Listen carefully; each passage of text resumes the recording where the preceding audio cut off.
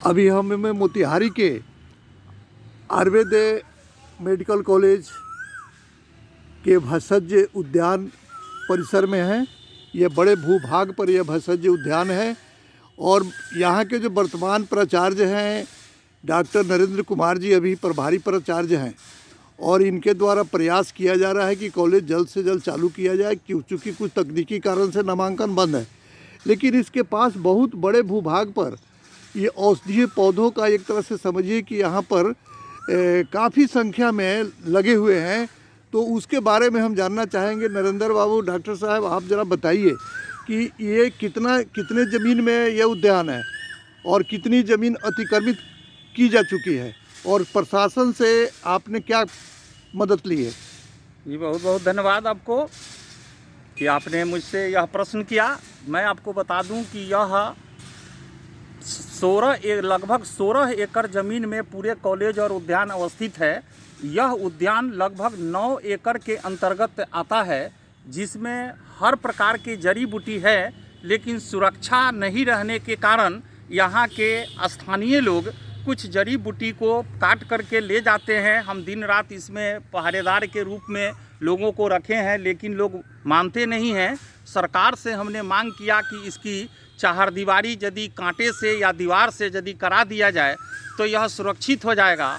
और भी दुर्लभ है जड़ी बूटी तो हैं ही, और इसमें चारों तरफ से घिराव यदि हो जाता है तो इसमें हम और भी दुर्लभ जड़ी बूटी का प्रयोग कर सकते हैं, क्योंकि अभी जड़ी बूटी पर केंद्र सरकार भी बहुत सारा काम कर रहे हैं, लेकिन नहीं घेराव होने के कारण हम दुर्लभ जड़ी बूटी को यहाँ पर उपलब्ध नहीं करा रहे हैं, जिसके चलते अभी हम बाधित जो है सो है और हमारा कॉलेज भी अभी बाधित चल रहा है, जिसके चलते हम सरकार से सब तरह से यहाँ से केंद्र सरकार तक ले मांग किया है।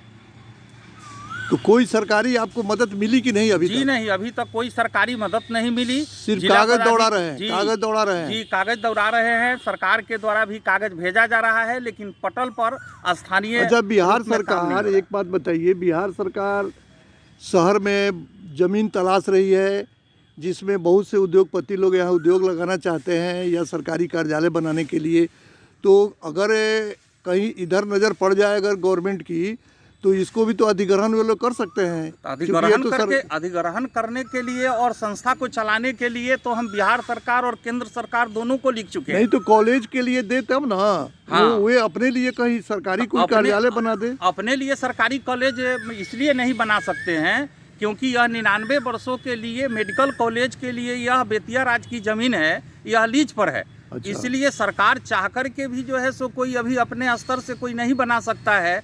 मेडिकल कॉलेज के नाम पर यदि है, रविंद्रनाथ मुखर्जी आयुर्वेद कॉलेज के नाम पर है, यह 99 वर्ष पूरा होने के बाद ही कोई सरकार चाहे कोई ये कर सकता है, और नहीं तो जो प्राचार्य है वह प्रयास कर करके इसको चलाने का काम कर रहे हैं। सरकार को यदि मदद करना है तो ये संस्था को चलावें और उद्यान को अच्छे से अच्छे जड़ी बूटी को लगावें। यही मेरी मांग है और मेरी यही जो है सो अच्छी सोच है।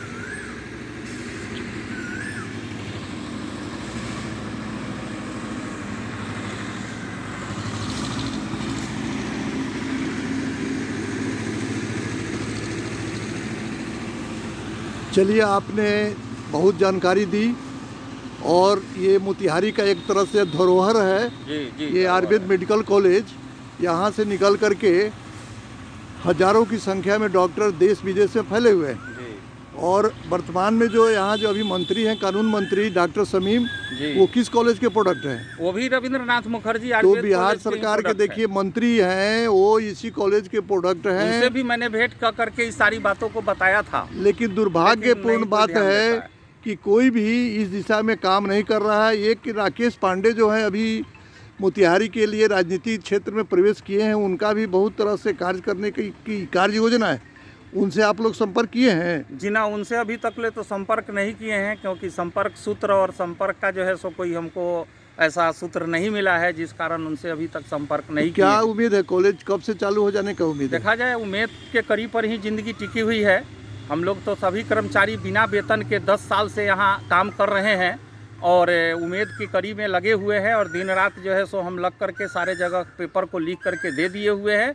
अब आगे की कार्रवाई जो है सो हम कर रहे हैं। चलिए, हमारी शुभकामना है जी कि नमस्कार। मोतिहारी का यह कॉलेज फिर से एक बार चालू हो जाए और इसका क्रेडिट आपको मिले। जी, बहुत जी, बहुत जी। धन्यवाद।